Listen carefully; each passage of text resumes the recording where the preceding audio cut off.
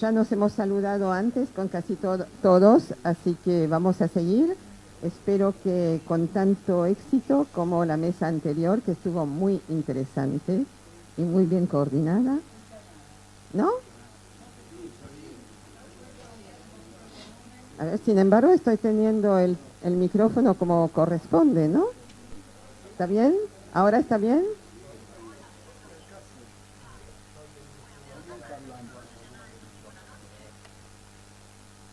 A ver, en el fondo, ¿se escucha? Bueno, entonces seguimos. Yo decía que la mesa anterior fue muy interesante, muy bien coordinada y duró mucho tiempo porque levantó muchas preguntas. Espero que esta mesa, estoy segura de que esta mesa va a ser igual de interesante.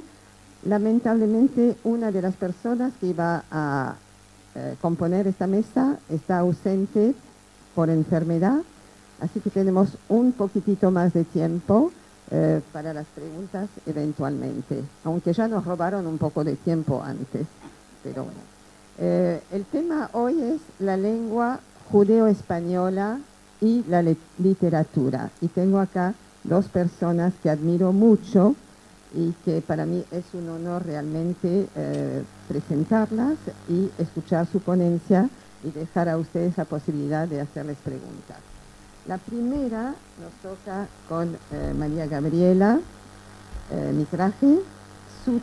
El título de su ponencia es Las joyas de la corona, judaísmo, literatura y mística en el siglo de oro español.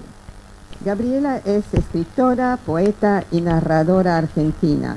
Es licenciada en letras, filóloga, crítica literaria, profesora e investigadora de la Universidad de Buenos Aires, especializada en literatura argentina, latinoamericana y judeo-argentina. Actualmente trabaja en la Universidad de 3 de Febrero. Ha publicado numerosos artículos en sus distintos campos de especialización, es autora de varios libros y ha realizado ediciones críticas de varios otros. Es miembro del comité de redacción de diversas revistas nacionales e internacionales y siempre es un placer escucharla. En esta ponencia, Gabriela se pregunta y nos pregunta si es posible, cuando de judíos expulsados de España se trata, encontrarnos no solo con una religión encriptada, sino también con una literatura encriptada. Nos recuerda que muchos santos, escritores y figuras fundamentales de la época sabían de su filiación hebrea. Esta filiación, casi siempre callada, es sin embargo, dice Gabriela, en casi todos los casos sutilmente perceptible.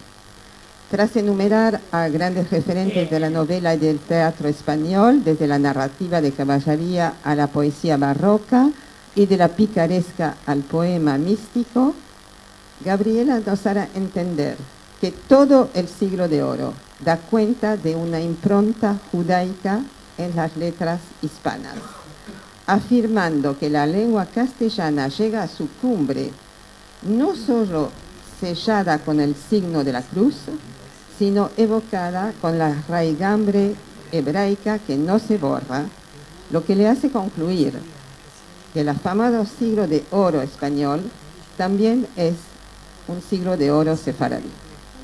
Para vos, Gabriela.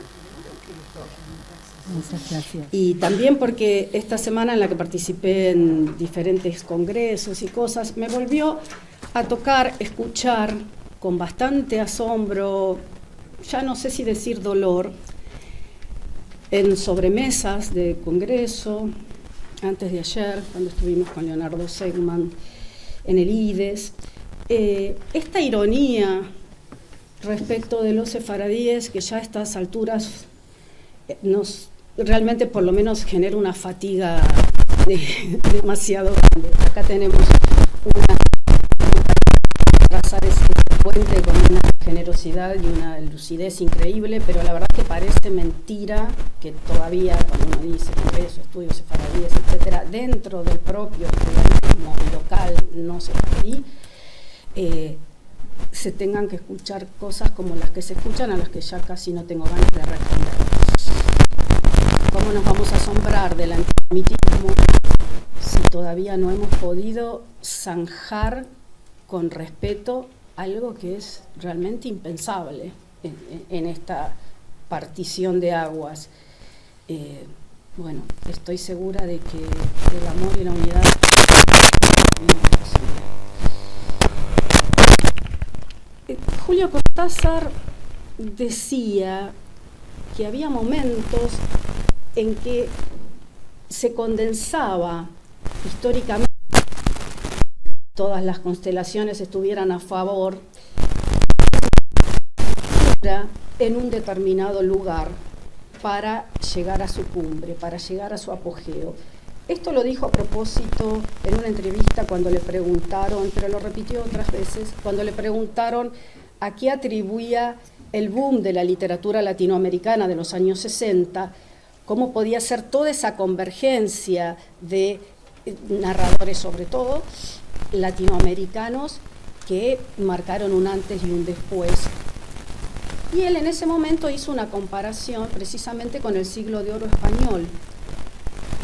Claro que hay otros momentos, ¿no? Uno podría pensar en la Atenas de Pericles, etc. Y él decía, se condensa algo como una corriente, un flujo que venía y emerge con una potencia casi inexplicable, pero claramente maravillosa, y que él sentía que eso estaba pasando con el boom. Ustedes saben que tenía siempre como una mirada un poco mágica, más allá de sus compromisos con cierto realismo, etc. Y realmente lo que ocurre con el siglo de oro español es tan potente ahí, tan singular, que es inagotable, de una riqueza poco comparable. Me parece que dentro de esos momentos de convergencias únicas, se ha dicho que hay un siglo de oro, hay que seguir el de Cervantes, ¿no? Pero dentro de la tradición judía se marca muchas veces todo ese periodo de Al-Andalus, el que va, digamos, del siglo VIII al siglo XI, y se encuentra en alguna que otra bibliografía que se llama siglo de oro a eso, lo cual genera bastante confusión. El siglo de oro es el que todos ustedes conocen, y aquel otro podemos decir que, bueno, fue sin duda una edad áurea, la del Rambam, la de Alevi, etc., pero no fue canónicamente considerado, porque de hecho, además, desde el punto de vista de la lengua castellana, no lo es. O sea, es áureo por la intensidad de los aportes, pero si vamos a pensar en un siglo de oro español, sin ninguna duda es este otro al cual nos empezamos a referir. Entonces, en este otro, en el gran siglo de oro español, la propuesta era interrogarme, como bien dijo Hélène, y compartir con ustedes esa inquietud, esa pregunta de un trabajo que recién estoy comenzando, muy filológicamente, muy esmeradamente, sobre las influencias, incluso de ese siglo, de ese periodo áureo previo, pero de toda la tradición hebraica, pulsando sobre la realidad del siglo de oro español, porque pensemos que en el momento del Rambam, para decirlo rápido, todavía no ocurrió ni la expulsión, ni la Inquisición, en cambio, cuando llegamos al siglo de oro español, estamos conviviendo con lo peor que ha dado la historia fuera de la Shoah, digamos. esa convergencia de que por un lado se eleva la cultura de una forma tan maravillosa y se eleva el lenguaje hasta límites desconocidos previamente, porque pensemos en la literatura española que habíamos tenido, Manrique, por ejemplo, las famosas coplas a la muerte de su padre, etc. Pero de ninguna manera algo comparable, o sea, había algunas cosas sueltas, pero la consolidación de esa lengua, de esa cultura y de su legado a la posteridad se da en el Siglo de Oro. Entonces decía, está conviviendo lo mejor y lo peor, porque, como ustedes bien saben, coincide la conquista, la imprenta, el oro. Yo pensaba, bueno, el oro extraído de nuestras minas, la plata extraída de nuestras minas, lo que llena las arcas del oro, de la corona del Siglo de Oro, es precisamente, así que el Siglo de Oro también se podría pensar con las otras connotaciones que acarrea. La verdad que es muy perturbador lo de los teléfonos, pero en la conferencia anterior también ocurría. Ahora, este oro que vamos a focalizar es el de los textos, y de cualquier modo los textos también hablan del oro, lo llegan a tematizar, el oro que ha salido de, o sea, se dice textualmente, ¿no? El oro refiriéndose de América, el oro de los indígenas. Quiero decir, aparecen algunas menciones del teatro, etc. Ahora bien, por un lado, las influencias que nos resultan más evidentes, si se quiere, son las temáticas, porque siempre es más fácil, si en una obra de teatro aparece Raquel, notamos la filiación, ¿no? De manera casi inmediata. Yo lo que me preguntaba era dónde estaba realmente la huella, puesto que tal cantidad de estos escritores son descendientes de judíos, son judíos conversos,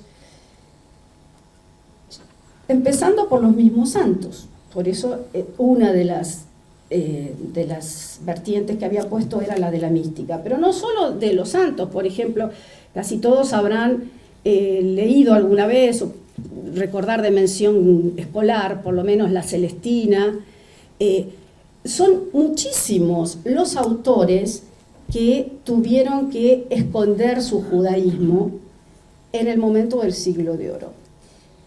A mí, los que más me convocan en esta etapa, porque lo que además me conmueve profundamente y me interesa explorar es la dimensión de las espiritualidades y de las religiones, es lo que se refiere precisamente a la mística de estos grandes, porque no son unos niños de la literatura, son enormes poetas, enormes críticos, porque hacen exégesis a la mejor manera judía, enormes traductores y enormes conectores entre mundos visibles y mundos invisibles.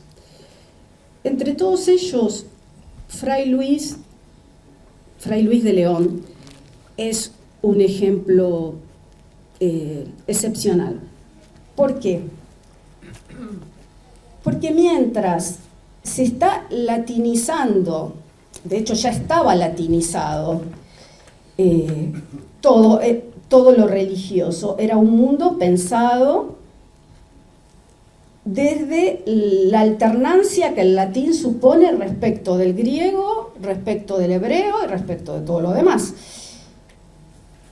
Se consolida el cristianismo como una dimensión latina.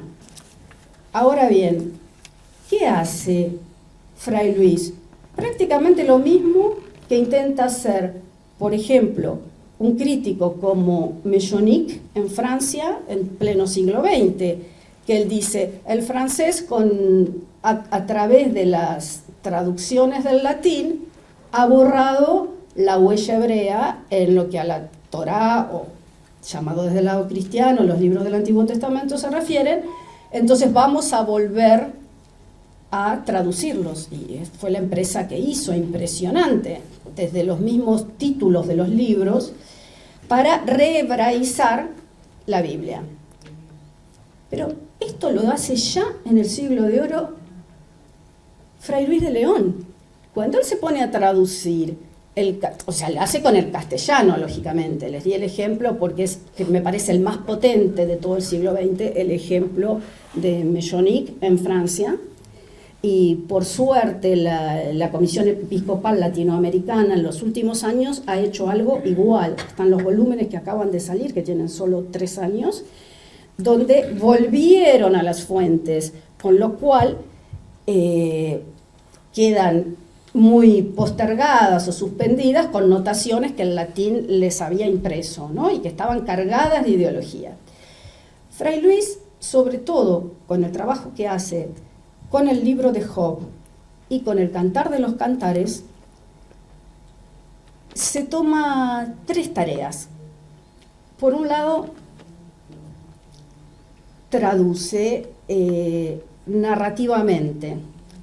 Por otro lado, va tomando de cada uno de los párrafos y haciendo una exégesis explicativa, para lo cual, por más que se quisiera borrar su huella judía, es evidente. Primero, el manejo del hebreo, que jamás hubiera podido aprender así, de esa manera, siendo un cristiano de ese momento.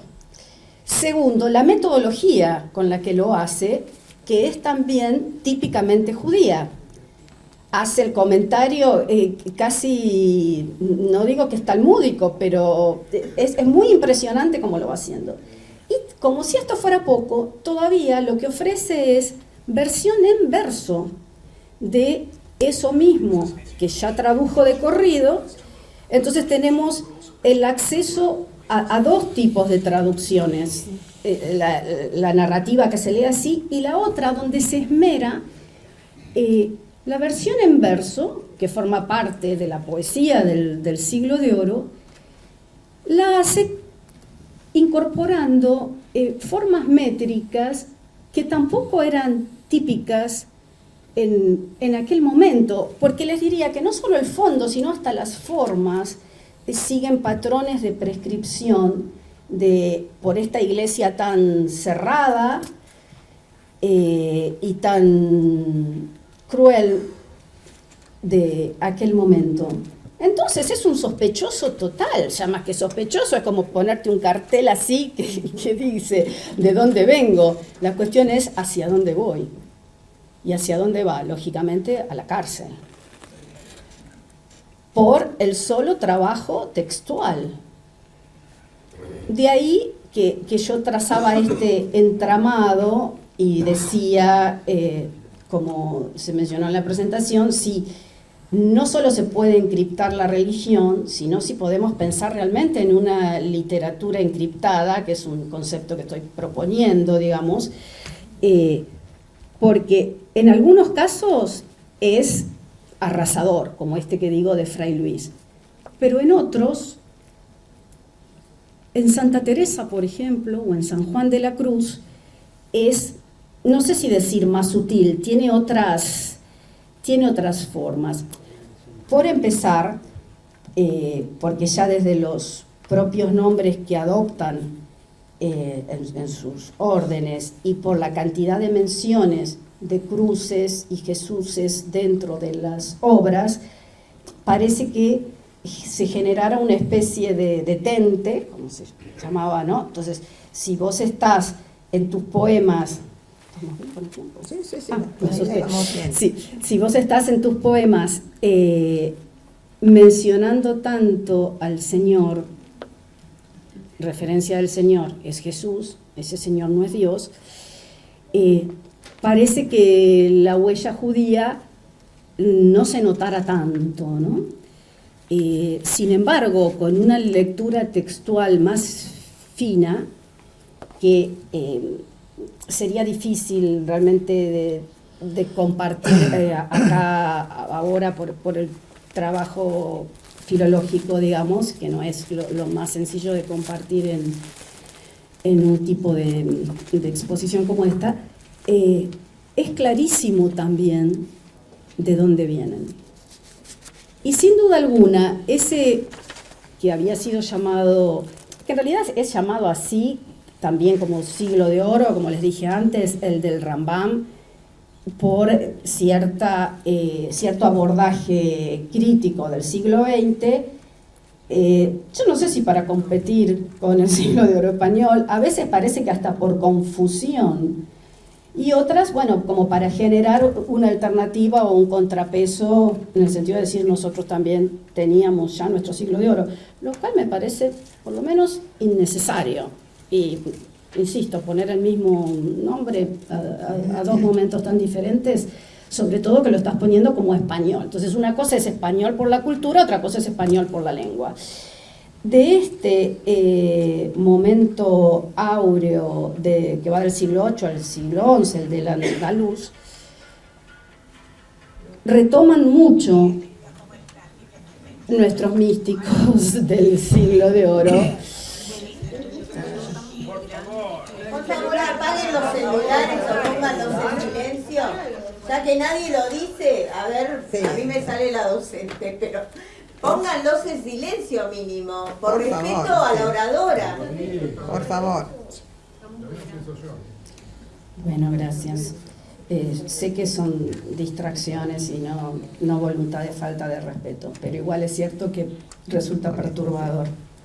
Así que se agradece que estén apagados. Bueno, ya ni sé dónde está, pero decía que estos místicos y místicas, aunque, bueno, no son tantas las mujeres, pero tenemos una Sor Juana en Latinoamérica también, pero bueno, ya ese es otro, hasta acá, digo, me estoy quedando más con lo peninsular que con lo latinoamericano, simplemente por acotar el corpus y porque la dimensión de la mística allá en España es más poderosa, para decirlo rápidamente.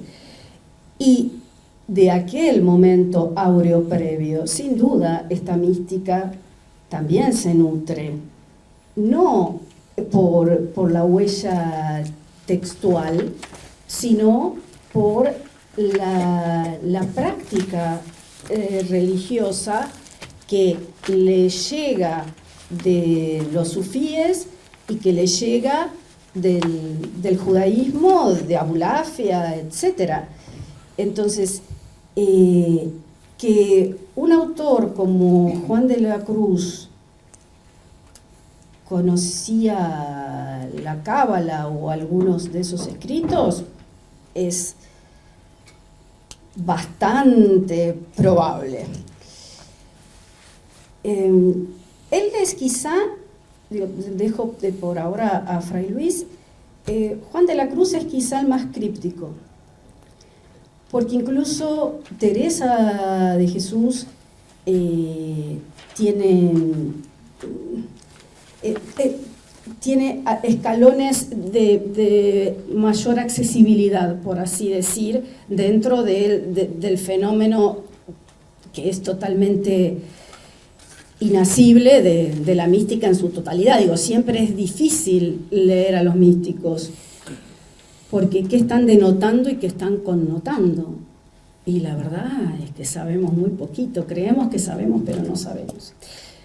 Por ejemplo, la famosa, que esta frase, aún los que no lo hayan leído lo habrán escuchado más de una vez, creo que es una de las cosas más referenciadas de Juan de la Cruz cuando se habla de la noche oscura, que es una frase que llega hasta hoy, la noche oscura del alma.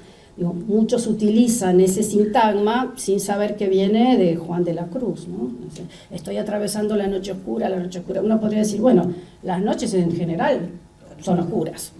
¿Cuál es la singularidad de Juan de la Cruz, de este místico, para que ese sintagma haya resultado tan potente que después de 600 años todavía hablamos de la noche oscura, que uno podría decir, bueno, es casi un epíteto, es una obviedad, noche oscura?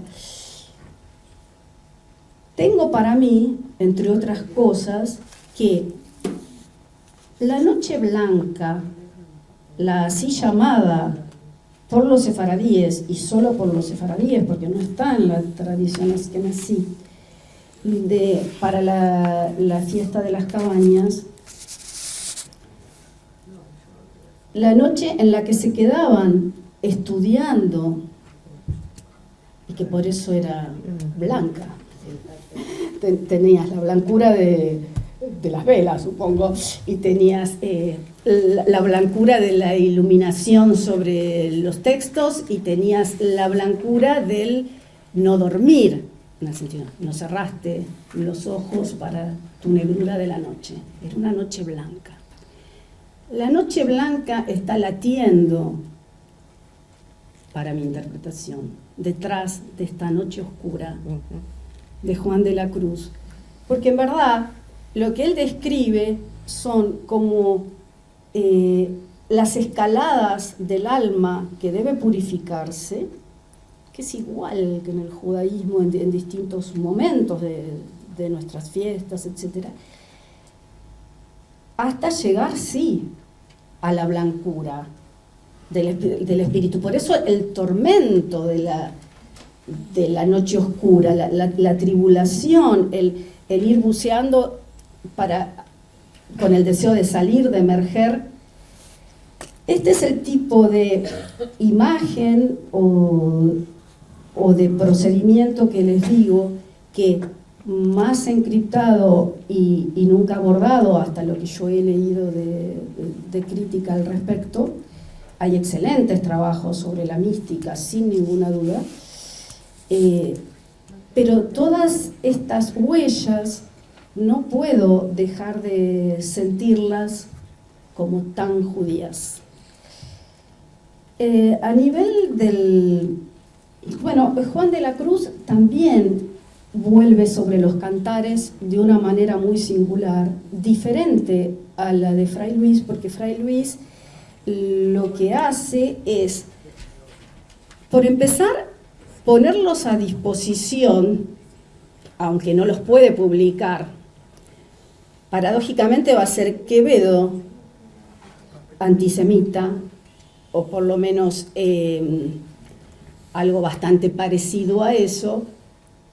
Va a ser Quevedo el que termine publicando mucho después los poemas y algunos textos de Fray Luis de León. Quevedo, el de Érase un hombre a una nariz pegado. ¿Cuál es esa nariz? Digo, también otro poema con el que nos hemos reído del Siglo de Oro y que todos nosotros mencionamos. Y Érase un hombre a una nariz pegado, que es uno de los más famosos, y tiene, es bastante perturbador. Pues bien, Quevedo es el que publica parte de, sobre todo los poemas de Fray Luis, y lo que les decía es que Fray Luis los está trayendo al castellano desde el hebreo, está trayendo al Cantar de los Cantares y está trayendo a Job con sus reflexiones, y no solo eso. Lo que hace Juan de la Cruz es sumergirse en el Cantar de los Cantares.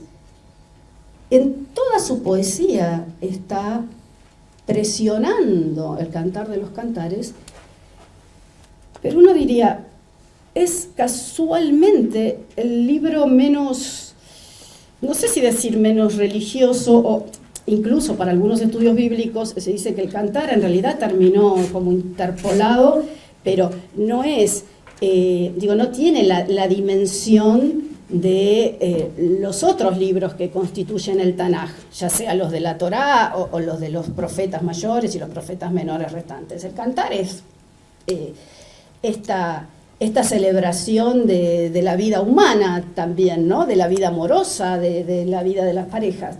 ¿Qué hace San Juan de la Cruz? Con el Cantar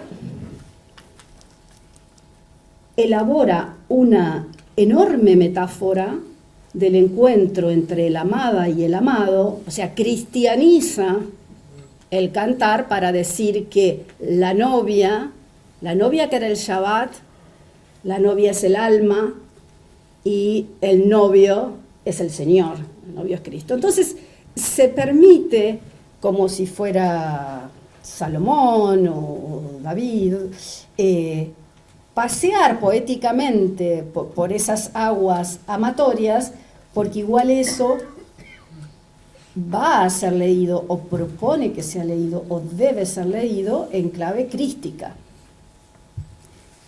Si no estuviera dentro de la obra de este místico y estuviera en otro lugar, esos poemas, probablemente los leeríamos como estamos leyendo la picaresca, el teatro, no como picaresca, lógicamente, pero quiero decir como todos los otros géneros literarios que marcan el siglo de oro, que son muchos y muy ricos, y bueno, se acabó el tiempo, así que en el próximo congreso del CIVICEF voy a ver si llego al resto. Muchas gracias. Y que empezó a aplaudir Mario, entonces ya iba a hacer un cierre, pero él aplaudió y ya está.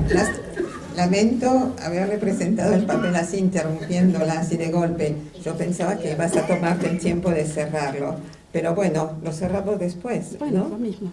¿Sí? Pero frente al aplauso, está bien, no hay problema. Pasamos, no, está bien, es lo mismo. Sigamos y después lo retomamos en las preguntas. Bueno, entonces Gracias. Esperamos bueno, muchas gracias. Gracias a vos. Una luz. Yo, admiro el saber de esta Por favor, mujer, yo que también te admiro a siempre vos. es un deleite escucharla. Bueno, las preguntas. A ver quién abre. Ah, no, perdón. No sé cómo es la No, metodología. hacemos, perdón. No, hacemos, hacemos, ok. sí. Bueno, preguntas entonces. ¿Quién lanza la primera pregunta? Una inquietud, porque lo mío, yo soy economista, así que todo lo que... A ver, ¿algún micrófono por ahí? No, pero voy a hablar. ¿Eran o no eran judíos? ¿Hay una manera de poder saber si Fray Luis de León o Juan de la Cruz descienden o no? Está bien la pregunta, creí que No entendí muy bien, por eso te eran, Eran. o sea, habían sido, venían de. O sea, hijos de judíos, vamos a decir la verdad. No, según los casos, las generaciones van un poco más atrás. Abuelos, pero Bueno, porque de acuerdo a la halajá parece que si es abuelo puede ser. sí, pero ya eran, o sea, son santos cristianos. ¿Y Santa Teresa también? Sí, Santa Teresa también. Lo fascinante es que son los doctores de la Iglesia. Sí, o sea, son los sabios de la Exacto, entonces cuando la Iglesia revisa, cuando mira para atrás y tiene que elegir a sus figuras para ver doctrinalmente en quiénes se basa, todos estos descendientes de judíos, también por lo letrados, si ustedes quieren, y por las textualidades que generaron, terminan abonando ese canon, y eso a mí me resulta muy atractivo. Por supuesto que hay otros como San Agustín, que no venía de judíos y que es padre de la Iglesia y doctor de la Iglesia. No estoy diciendo que los padres y madres de la Iglesia solo vinieran de ahí, quiero ser clara, pero la Iglesia, aún sabiendo esto, o sea, la Iglesia, la que en todo caso la que vale la pena tener como interlocutora, la postconciliar, no aquella Iglesia, lógicamente, pero incluso la fatídica reina Isabel, hay documentos históricos según los cuales ella también, la más papista que el Papa, la que terminó avalando la creación de la Inquisición, porque no es Fernando, no es tanto el marido como ella, y ella también era descendiente de judíos. Su marido también. Lo que dije es, no es Fernando el que avala con esa intensidad la Inquisición, el que avala la existencia, la creación de la Inquisición, sino Isabel. Me refiero a la ascendencia. Sí, pero él hubiera sido quizá, por lo menos un poquito más moderado, si no hubiera estado ella al lado. Sí. Perdóname, hasta el absurdo de que puede ser que Torquemada también tenía... Sí, eso se ha dicho. Hay un libro muy interesante. A ver. No se salva nadie. Hay un libro muy interesante de un francés preso, Los judíos, el dinero y la economía, Atán, donde habla de que la expedición de Colón la financió Sánchez, un judío. Y todo lo que vino después. Por eso Sí, A ver, sí. ¿tienes alguna pregunta? se investiga más de eso. De hecho, sabemos el traductor con el que vino Colón, que estaba a bordo, y muchos de los que estaban sobre los barcos, porque también seamos francos, quien que estuviera bien en España se iba a embarcar en esa aventura de llegar a tierras ignotas, etcétera, etcétera. Tenías que tener una vocación de eso, aventurera, pero como todos los que van a emigrar, alguna pérdida, alguna falta, algo por lo cual pensar que vas a estar mejor en el otro lugar que en el tuyo propio. Entonces, los judíos, con todo lo que habían perdido, tanto simbólicamente, religiosamente, como económicamente, parecía un buen destino. Entonces, lo de Colón, en efecto está, además sabemos... Espera, te estoy respondiendo. Bueno, ¿querés seguir preguntando? Seguí preguntando, pero no había terminado la respuesta. Puede ser que, por la parte que leí de ese libro, las expediciones de Colón, porque no vino con presos, eran judíos que estaban presos. Una manera de salvarlos. Tiene nada que ver con el tema este. No tiene nada. Sí. Dentro de los... sí quiero mencionar a otro personaje, digo, ya que esto es así como medio salteadito y que no termino de redondear nada, quiero mencionar sí a Covarrubias, porque yo les hablaba de la consolidación del idioma, que por eso me parece tan importante, y realmente él, también descendiente de judíos, Covarrubias, que de hecho tuvo muchos problemas por serlo, porque estaba todo lo de los certificados de la pureza de sangre y demás, es el que realiza la primera sistematización del castellano. Por eso insisto que de Sefaradí tiene tanto este siglo de oro, que además no llego a tocar los puntos entre, como ustedes lo quieran llamar, el ladino, el judesmo, el judeo-español, digo, de todas estas variedades, hasta el castellano. Pero esas sistematizaciones del libro de Covarrubias, que él tenía muy atrás, pero hasta 5 generaciones que tuvieras atrás de judíos, eras... considerado non santo, digamos.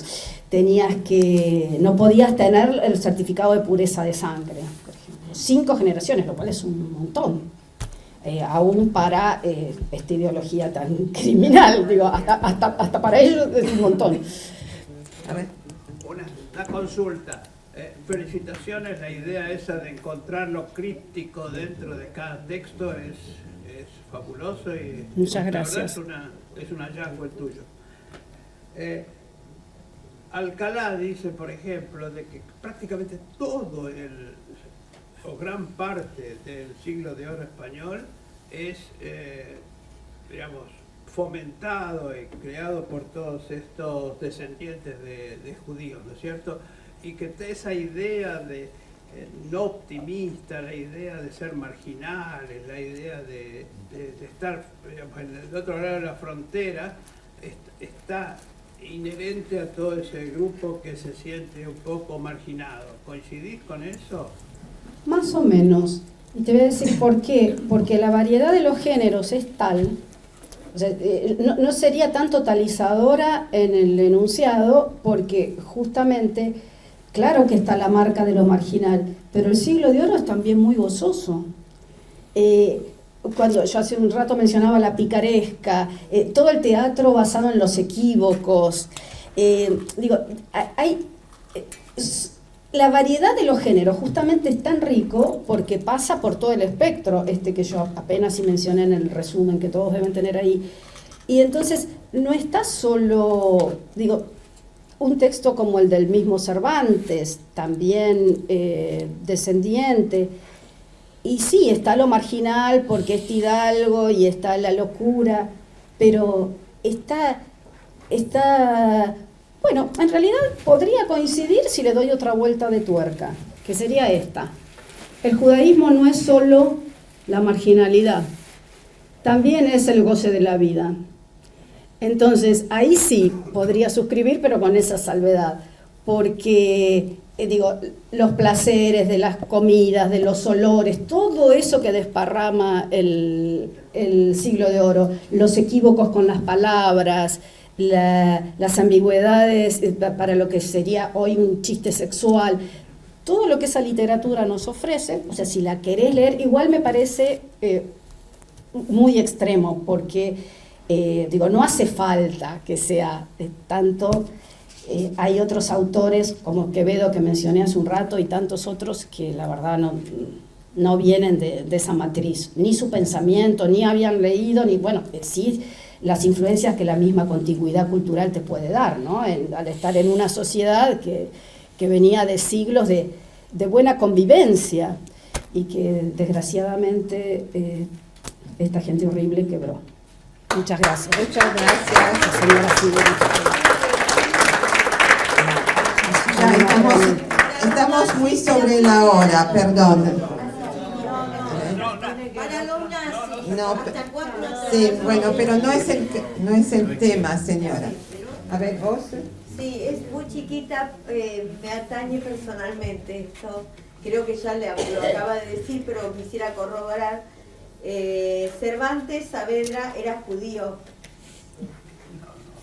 Porque yo tengo distintas, perdón, voy a aclarar un poquito por qué pregunto esto. Yo tengo distintas versiones. Mi apellido viene del duque de Béjar, supuestamente, a quien Cervantes dedicó el Quijote de la Mancha. De hecho, yo cuando vaya a España a firmar mis papeles, quiero ir a Salamanca a conocer el ducado con mis hijos y con mis sobrinos. Pero bueno, siempre tengo esa duda, digo, ¿por qué Cervantes, si no era judío, dedicó al duque de Béjar, que protegió a los judíos y por eso sale el apellido? Eso es lo que tengo entendido, no sé si alguien me podrá aclarar. Bueno, ¿Era o no?